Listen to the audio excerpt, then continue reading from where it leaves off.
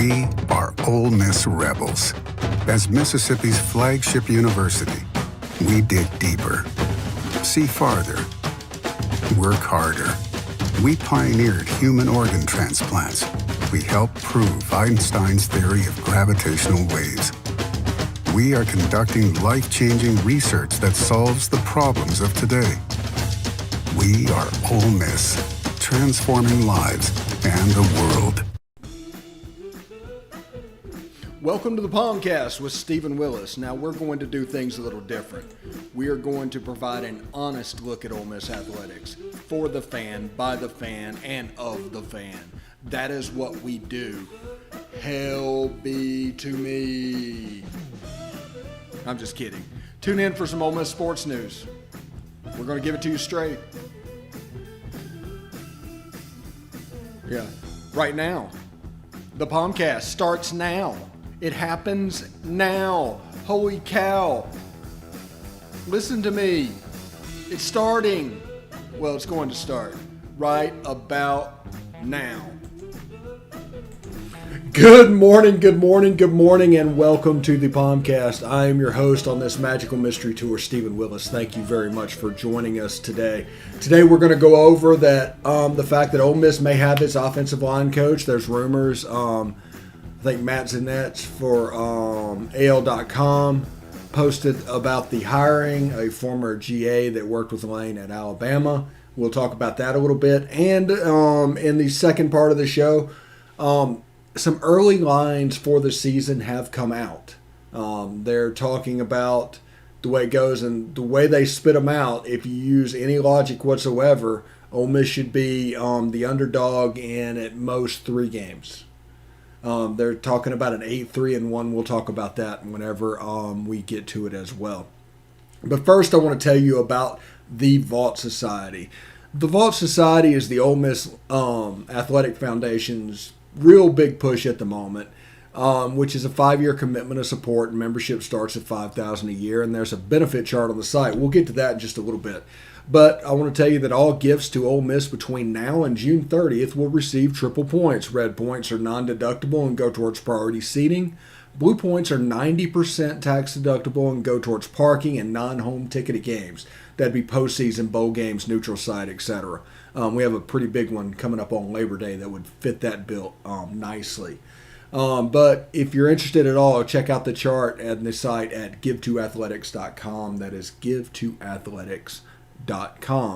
If you're following the show, which we appreciate very much, thank you a whole bunch. We're on Twitter at The Stephen Willis or The Rebel Walk. We are on Facebook at facebook.com/POMcast or The Rebel Walk. We're on YouTube at Positively Ole Miss. Hit the bell, get notifications, subscribe. You'll not only know that we're streaming, you'll know exactly what we're streaming, so you can determine if it's something you want to interrupt or you want to catch the on-demand in a little bit, because after it goes up, it's there forever. And we're also on YouTube at Willis Digital Media. That's kind of our catch-all for everything.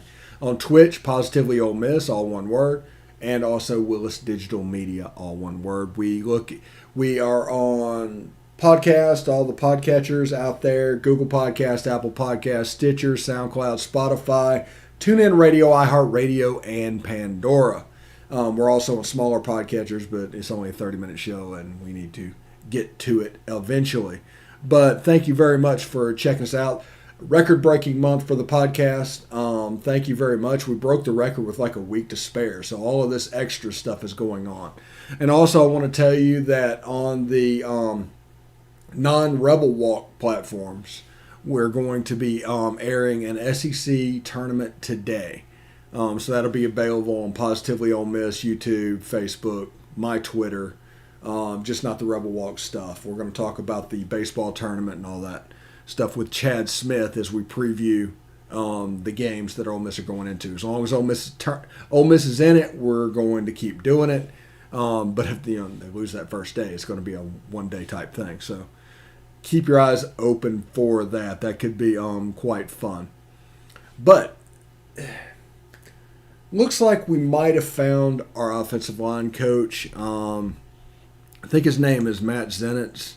He's at Alabama.com, al.com. He's the senior SEC football reporter. And Ole Miss is expected to hire Jake Thornton as its offensive line coach. He's a highly thought of young coach and a former Alabama graduate assistant who was the O-line coach and run game coordinator at Gardner-Webb. They had some pretty explosive run plays. I've been watching them the last couple of days. What's going on? He was the previously the O-line coach at Tennessee Tech.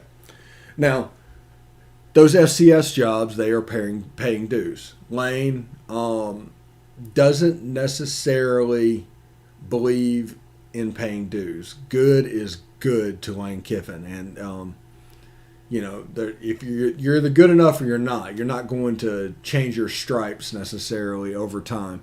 And what he wants is energy. He wants recruiting. If you look at the makeup of this staff, it's young, energetic guys. I mean, other than the coordinators who fill a different role, the actual position coaches are all pretty young guys. 20s, early 30 types guys. I mean, Derek Nix would be the elder statesman probably of this coaching staff, and he's only there because of his recruiting ties to Mississippi. He just knows everybody. So what you are seeing with them constructing a staff is completely a recruiting-based construct. There's some guys that can do some really great things on the road. Young guys, energetic guys. There's not much separation between who they're recruiting and where they are. It's not like a two-generational thing like back in, I'm not saying anything about George DeLeon, but way back in 2005 when George DeLeon was the offensive line coach and he was, in his mid-60s. There's a little bit of age difference, a little bit of gap between that and who he's recruiting. So what this does is bring that gap and shrink it down. Now, what you need to understand about our offense is increasingly simple. I mean, we do most of our damage based off of tempo and forcing defenses to be quick thinking. Now, this is college sports. They don't have as much time as the professionals. So if you can put stress on them via tempo or however else you want to do it, it's going to cause errors because they're just not as prepared as their professional brethren. But with the tempo, you're going to see their run schemes looking incredibly simple. You're going to see their pass schemes looking incredibly simple. And the whole offense is designed to torture linebackers. And if you do that, all of a sudden you have guys like last year running wide open. Now, if they're just willing to give up and just lock up against the pass, which they did at Arkansas and in the first half against LSU, I mean, you're in a problem. You need to run the ball. I mean, that's how you get them out of that. That's how you get them to change it. And Ole Miss has the backfield to be able to do that. I've seen a running back list come out recently that like Jerry and Ely was 7th. Don't agree with that. I believe that they are looking at types of running backs. If you fit that type, you're going to go higher up on that list. And all-purpose guys don't really make it. And that's kind of the category that Jerry and Ely fits in. That's honestly kind of the category that Henry Parrish fits in.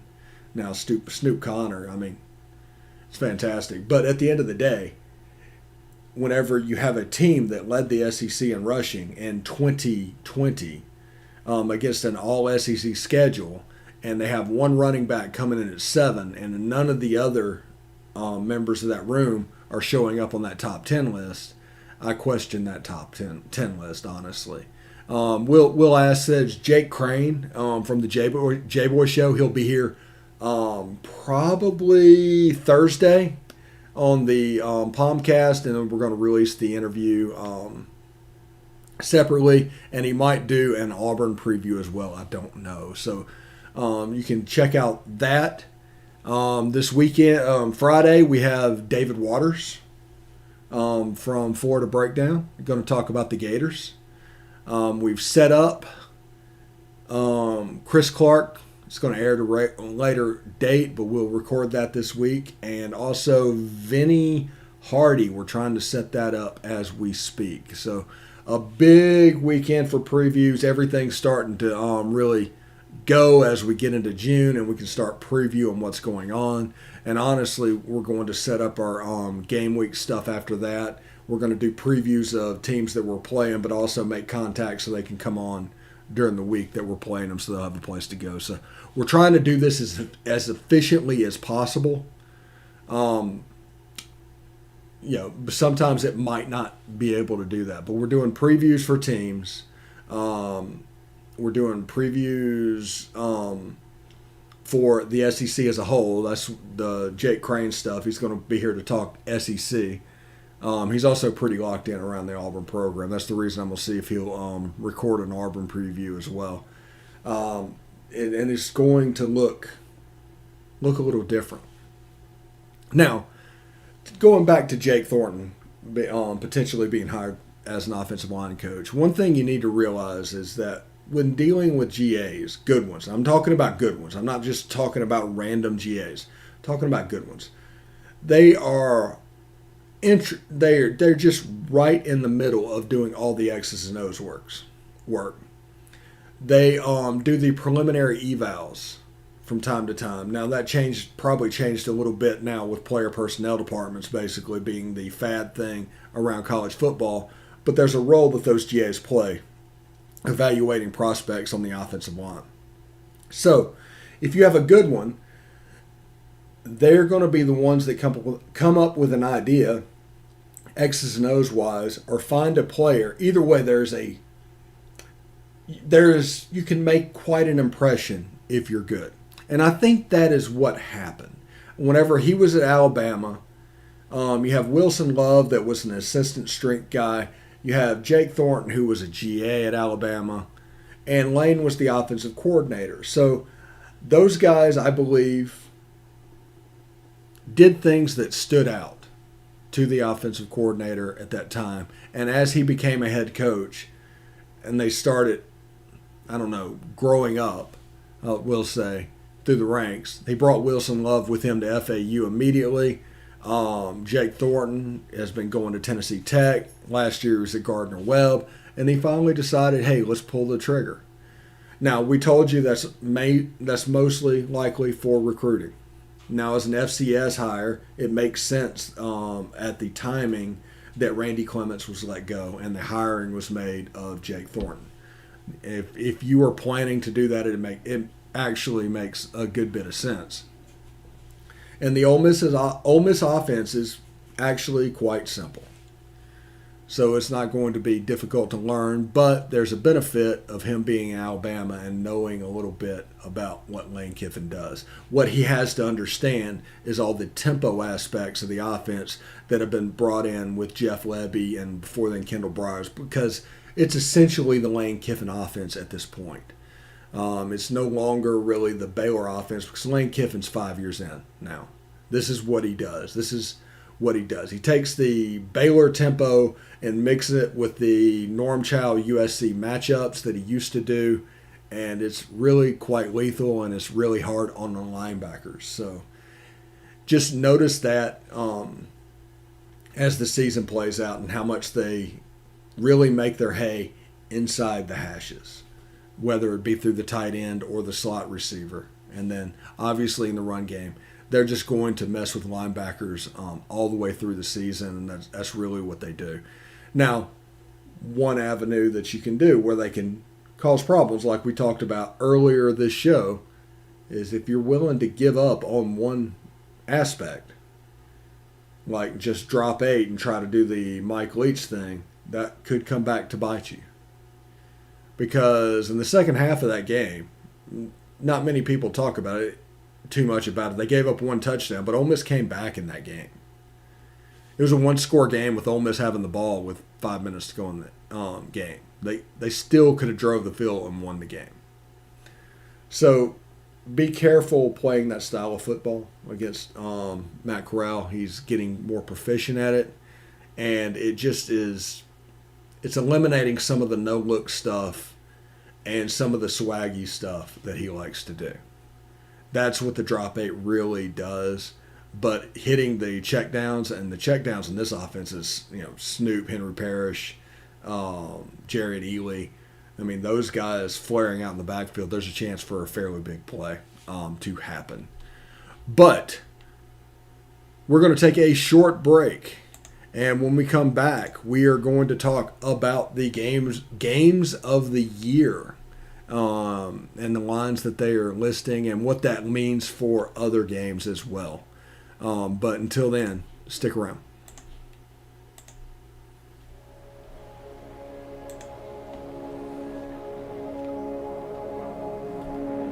Only 10% of us get enough daily exercise.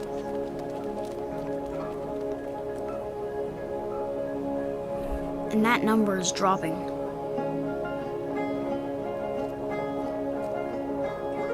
Nearly 30% of us are overweight or obese. We spend 6 hours a day in front of a screen. As a result, we now have a shorter life expectancy than our parents. But give us the right start in sports, and we'll never stop. Learn how at active4life.ca.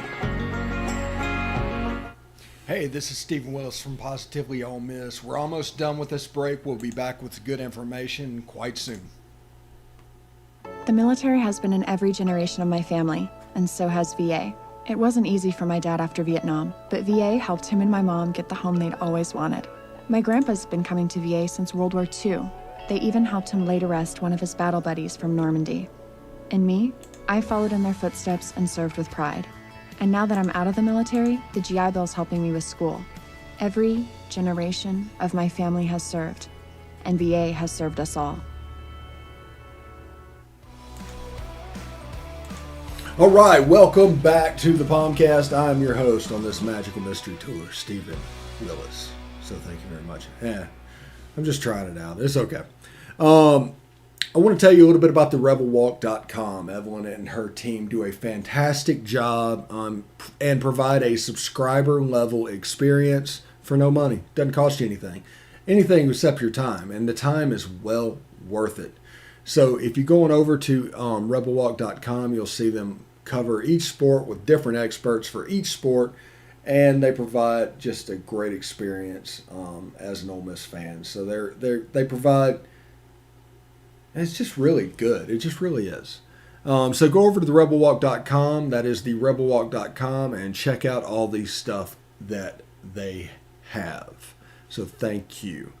Let me bring this up real quick. If you look at the Southpoint college football games of the year, they did some early lines for games. Now, Ole Miss pops up on the list like 12 times or 6 times. And through that, there's a little bit of assuming that you can actually do. Like Ole Miss is favored in 3 of the games. They're underdogs in 2 of the games, and one of the games are a pick'em. And Ole Miss is favored by 8 points against Louisville. That's on a neutral site. So in Vaught-Hemingway Stadium, that probably is closer to 10. The underdogs by 22 against Alabama. The pick'em, believe it or not, is against LSU. They are 6-point dogs at Auburn. 11-point favorites against Liberty. And 7-point favorites on the road against State. Now, what that tells me, if you look at the rest of the schedule, the Austin Peay, the Tulane as the non-conference game, Arkansas, Texas A&M, Vanderbilt, and Tennessee as the rest of the conference games, Ole Miss is favored likely in 8 of those, with the potential for being favored in 9. There's one that I don't know about Texas A&M. They have issues at quarterback. I want to see it, how they replace Kellen Mond. I can't believe I'm saying that, but that's something I'm actually paying attention to, is that quarterback room because with Isaiah Spiller and some guys, they have some dudes talent-wise raised up all over the roster. A quarterback could make them or break them. So I'm real curious about that. So I don't know if Texas A&M is the favorite or if Ole Miss is the favorite with the game being played at Vaught Hemingway Stadium. Because you'll also notice the two underdogs that I gave you were on the road. So looking at this, you can pretty much take they're going to be favored in their other two non-conference games. So that takes it up to 5. They're going to be favored against Tennessee and Vanderbilt. That takes it to 7. And they're going to be favored against Arkansas. That takes it to 8. So that leaves the Texas A&M game as the swing game. So it's somewhere between 8-3-1 and 9-2-1 for their season prognostications. Another thing that came up is if Ole Miss and LSU is a pick'em, and LSU and Florida is a pick'em, then Ole Miss and Florida is a pick'em. So that's a big jump from the first game last season. Something kind of interesting to look at.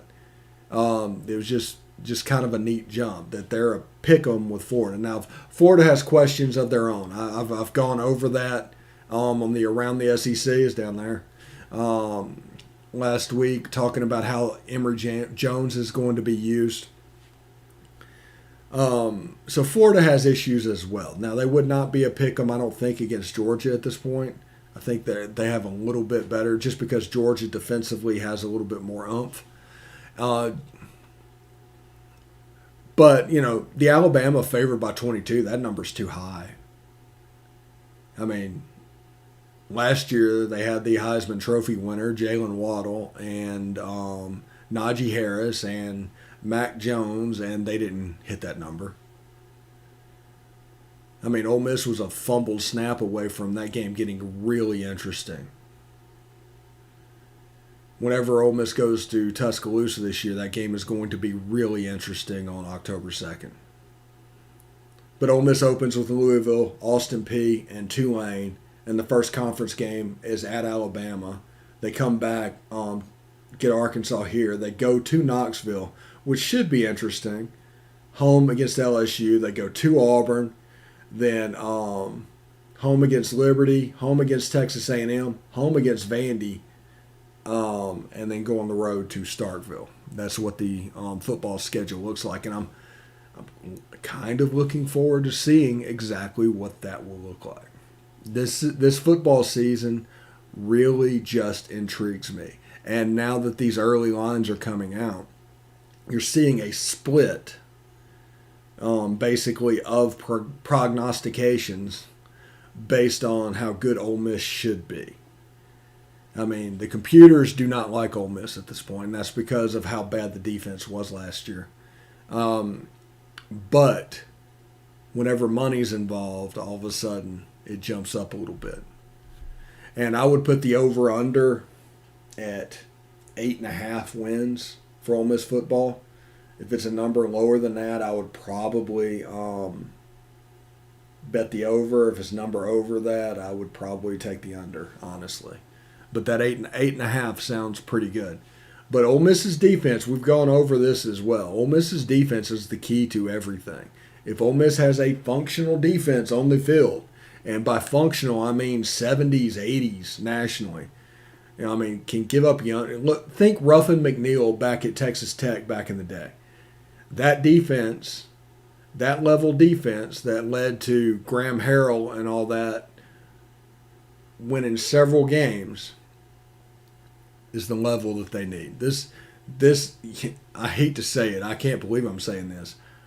But this is a Big 12S offense. I mean, it literally is. You need a Big 12S defense. You don't want to be a sieve, and you can't try and just be something that you're not. But these early lines are nothing but positive for the football season. Whenever you're looking at it, it's on May 24th.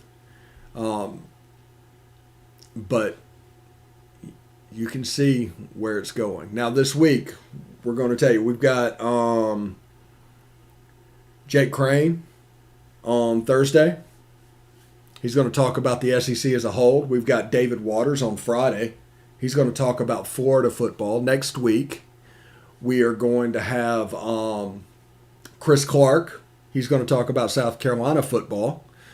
And Vinny Hardy is going to join the show to talk a little bit about Kentucky football. I know what you're saying. You're saying Ole Miss don't play any of those teams, and that is absolutely correct. We wanted to start our previews with the teams that Ole Miss aren't playing and get closer to football season with the ones they are.